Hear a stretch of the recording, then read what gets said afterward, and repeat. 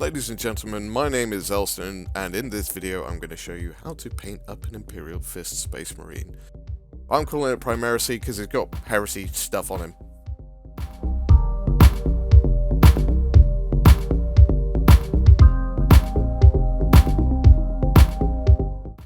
So we're going to start off, the model's been primed black with a zenithal highlight of white ink.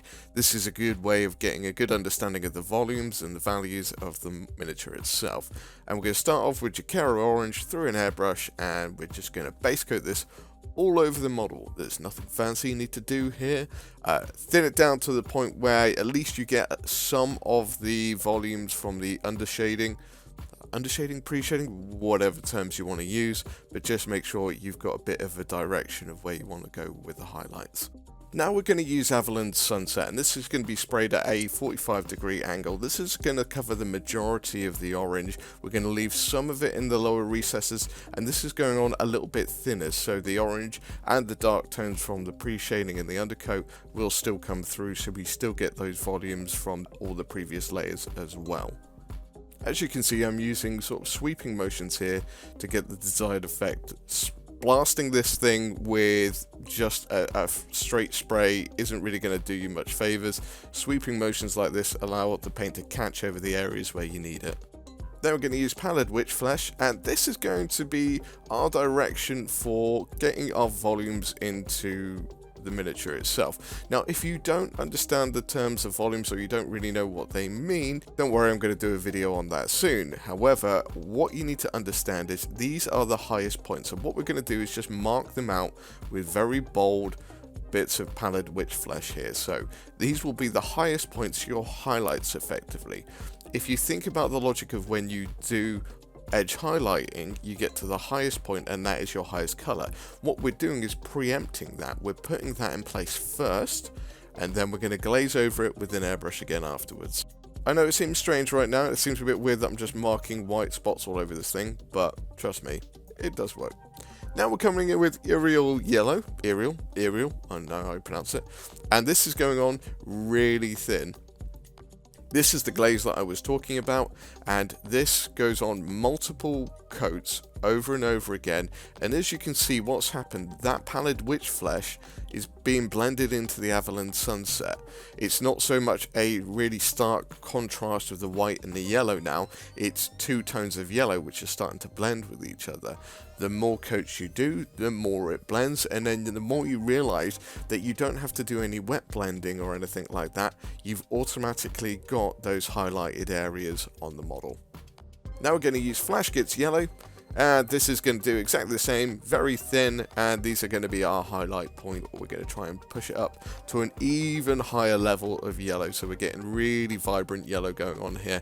And again, the Pallid Witch Flesh spots that we put in before, they're just getting enhanced, so those are our highlight areas, and it gives us the ability to pull off a semi non-metallic metal effect without actually having to do any blending of that sort. Now we're going to use Druchii Violet, and this is thinned down probably about 5:1 water to Druchii Violet, and this is sprayed from the underneath, and this is going to give us our undertones. So like what you do when you use a pre-shade or a zenithal highlight, this is an under highlight. I'm sure there's a name for it, but this is going to give us our shadow tones on the model. I will explain about purple in another instance, but basically purple comes from the red spectrum, mix red with yellow and you get orange, so we get a nice orange shade. However, it's got mixes of blue in it because that's what purple is effectively, so we are getting a colder tone going on there as well, so we're getting a nice contrast between warm and cold whilst also staying relatively warm with the yellows. Now that our mini's been base coated with the yellows, I think it's time to move on to some brushwork. So what we want to do is, this is looking very yellow, and also you notice what happens if you press too hard and you've not glued them to the base properly, they snap off. So that's just me fixing it back on. I should be using a handle for painting, but I tend to not bother a lot of the time. So yeah, abuse in the comments, I'm fully expecting it. But what we want to do now is, like we did in the World Eaters tutorial, there is a element that this is just pure yellow right now. We need to break that up. We need to make this look like armor. So we need to start adding in the details. And what we're going to use is Panzer Ace's dark rubber. And this is going to paint in all the sort of fiber bundles and joints effectively on the armor to start giving us our definition of armor.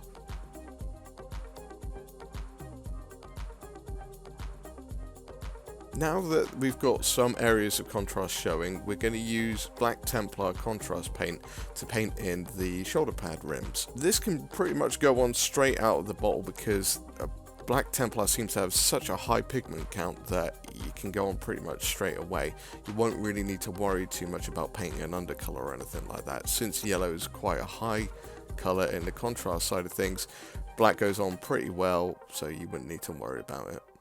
At this point as well, it's worth to mention, start being very careful because black goes over yellow very well. Yellow does not go over black very well, so you don't want to slip up. If you do, you'll have to go back in with a brush using orange and go all the way back up to yellow. However, if you can, this is the point where you want to be very careful. I'm also going to paint up the eagle or Aquila symbol on his chest. I didn't know what color to go for. A lot of people go for red, but I wanted to go for kind of heresy scheme, so yeah, I went with black. Not entirely sure if that's right, but hey. Now we're going to use a technique that I used on the World Eaters tutorial, where I thinned down a contrast paint and used that for the panel lining or pin washing. Unlike the World Eaters one where I was using Basilicanum Grey, in this instance I'm going to use Shyish Purple.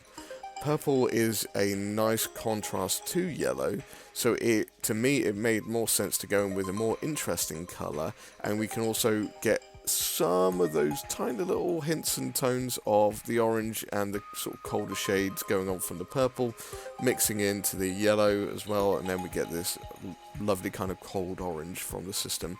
So this enhances all the detail, and you'll start seeing our marine really come into life now. I'm now painting up all there's little tubes on his belt. I don't exactly know what they are. I'm assuming they're holding something, but I'm going to paint those with the dark rubber as well. I'm going to do a little bit of a non-metallic effect. What we're going to do as well is we're going to use light rubber from Panzer Aces to start highlighting up the black. We're going to use a semi-non-metallic metal effect off of this. Basically have a play around with light sources and where light goes, and yeah, have a bit of fun with it. It's not really a correct answer. You can highlight it a lot of different ways. I've mainly gone for just the standard light is at the top part, so I've aimed the lighter rubber more towards the top. However, you can do all kinds of crazy effects with this if you want to. I'm also blocking in the blade with black. This is just so I have a visualization, and it's going to help out with painting the sword in a little bit. Now we're going to mix in some white into our light rubber, and we're going to just start highlighting up bit by bit, but progressively getting lighter and lighter. This starts adding some real definition, and don't worry if it's looking a bit bright, we're going to bring it back down again in a little bit. As each step goes on, I add more and more white to the mix, and this gets higher and higher until we've got a nearly white highlight on all of the black to grey areas. Now that's looking rather bright to me, so what we're going to use is we're going to use thinned down Black Templar here, and we're going to use this as a glaze over what we've just done. This is to help blend all the colours into each other, and also to bring them back down so they read as black again. At the moment they're reading as a kind of grey, a light grey, but we want to bring that back down into the black spectrum, and black doesn't even have a spectrum. We basically want it to read as black, so we want it to look black. I'm trying to use more terms that artists may understand. However, if it's not making sense to you, then please let me know. I'll revert back to my standard layman's terms, as it's got to look black rather than it needs to read as black. It's also okay with this to do multiple layers. You don't have to get it in one go or one pass of the Black Templar. Do as Duncan says, 2 thin coats. In this case, we may do 4 or 5 thin coats because, again, we're thinning down the Black Templar to maybe a 5-to-1 water to paint ratio.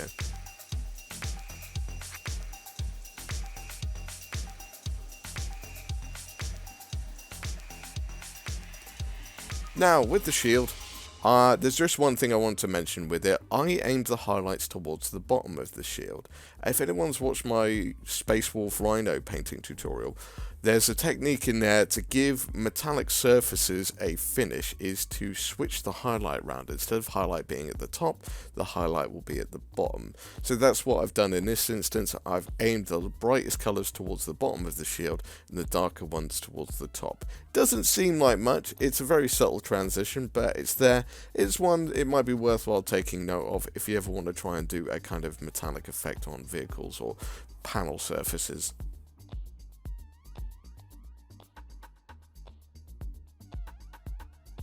And one other thing I did was prime the handle of the sword. We basically just use our pallid witch flesh to get a white coat on that. It has a subsequent coat of Cygor brown because Dum Dum here forgot to press the play button when I was doing that, so that's what's going on there. Now we're going to use Steel Legion Drab, and this is going to paint up his little purity seal on his leg. I end up painting all the pouches with this as well, as it is a relatively good solid base coat for all of those. We're going to be using snakebite leather over those in a minute anyway, but all I did with the purity seal was just add elements of the pallid witch flesh to it and highlight in progressive stages. So it just gradually gets whiter. You can use various different methods for this. I was doing very rough and ready with the purity seal on this one. Now we're going to use watercolor metallic pewter, and this is going to be for all the little vents on his backpack and all the chains on, well, all the chains, the chain from his wrist to the sword. I wanted to go with the Templar-esque Sigismund, sort of motif here, so that's why he's got a chain wrapped around his wrist, attaching himself to the sword. All we did as well was we washed that down with non-oil gloss wash. Non-oil gloss wash, that's a tongue twister. And yes, there's not much more to it than that. That's kind of my recipe for doing metallics, is put a metal on, then a gloss wash over the top, and you get some nice results. And again, same with the backpack vents, this helps us get some definition in there. Now for the silly part. So I decided that I was going to try and do a bit of non-metallic metal effect on this sword. I really wish I hadn't. So I started off with a black, then mixed in a blue, and then gradually highlighted, put one side having 2 points of blue, and then in between that on the other side another point of blue, and that was my standard recipe for doing sort of the power blade effectively. And as you can see, I'm progressively trying to highlight this up. I basically don't leave this long enough to dry, and I keep on coming back in, and I end up tearing the paint up a lot of the times, being rather impatient on this one. So learn from my mistakes here. Let the paint dry. If you're doing wet blending, that's fine, by all means carry on, but I'd say get your initial coats down and let them dry first. Then after that you can use wet blending or glazing to go back in, and as you can see, I'm starting to get there with it, and then it just all goes bad. So yeah, this is not the tutorial for doing power blades, this is the tutorial for doing yellow armor. So yeah, this bit I just wanted to show you it because this is the kind of troubles that I had with this. If you fancy giving it a bash, by all means have a go, but I suggest the internet has some better sources for power weapons for you out there, like this video up here. And as you can see, this is me making an absolute mess of it and ballsing it all up, trying to blend it back in, and it's just going wrong. So yeah, not much more to it. Got the whites in nice and sharp, and then they just went bad. So I decided to move on from that, and I was going to paint the pommel and the hilt. I think those are the names. I've been doing this long enough, I should know these names, but I don't. And I paint those with Retributor armor. Then I try blending again, and that goes wrong. So then I decided to try and paint the Laurels and let it dry, so I move on to using Vallejo dark green. And yeah, the Laurel around his head is just our standard green. We're going to highlight this up with various different tones like snot green, and then goblin green. The main element of this video was to sort of focus on the yellow. All of these other areas are a bit sort of subsidiary to it, but for example, like the Purity Seal wax element is just Blood Angel's red contrast paint. over the top. I put some Blood Angels red in the eyes as well, just to make it easier. And then I decided to try and highlight the Laurels again. I'm a bit all over the place with this tutorial. I was getting frustrated with my power sword, so I wanted Release to do other things, so I moved on to other things, and it was a bit of a shotgun, well, scattershot approach. And yeah, so we're jumping all over the place a little bit here, just bear with us. As soon as I got that power sword locked in, no, I'm doing a lot better. I decided to attach the shield to get a good understanding of how things are looking. And that's when I decided to finish up some of the bulk details on the model, and that's just by putting snakebite leather over that Steel Legion drab that we had before. Then we're going to use Agrax Earthshade gloss varnish, not gloss varnish, gloss shade, that's the one, all over the gold parts. And then we're going to do some battle damage. Now this is the same effect as what I did on the World Eaters video. Have a look up in the top right hand corner if you want to have a look at that. But the basic concept is we put down little blots of white or little stripes of white all over the model, where the model would be most sort of damaged and used and kicked apart and stuff like that. After we've put the white down, we then overlap it with a dark. You could use a brown in this instance, but I just use a black. And this gives us our shadow and highlight from where cuts and dings and scrapes and scratches would all take effect.